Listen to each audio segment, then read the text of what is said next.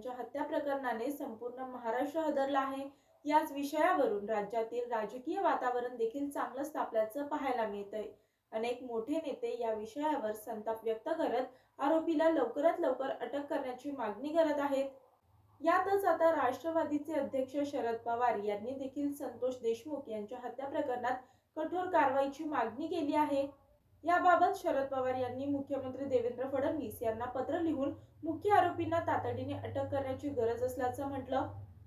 संतोष देशमुख यांच्या हत्येमुळे जनतेत अस्वस्थता आहे। यामुळे शरद पवार यांनी मुख्यमंत्री देवेंद्र फडणवीस यांना पत्र लिहून बीड जिल्ह्यातील संतोष देशमुख यांच्या हत्या प्रकरणात तातडीने कठोर कारवाई करण्याची मागणी केली।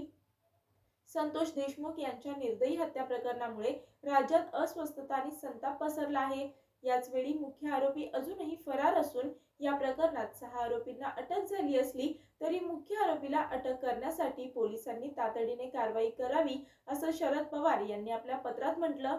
तसेच संतोष देशमुख यांच्या हत्येमुळे सामाजिक आणि राजकीय वातावरण ढवळून निघाले असून त्याचा सामना करण्यासाठी राज्य सरकारला ठोस पावले उचलण्याची आवश्यकता असल्याचं म्हणत शरद पवार यांनी आपल्या पत्रातून वाढत्या गुन्हेगारी प्रवृत्तीला आळा घालण्यासाठी आणि विविध नेत्यांच्या सुरक्षिततेसाठी तातडीने उपाययोजना करण्यासाठी सांगितलं।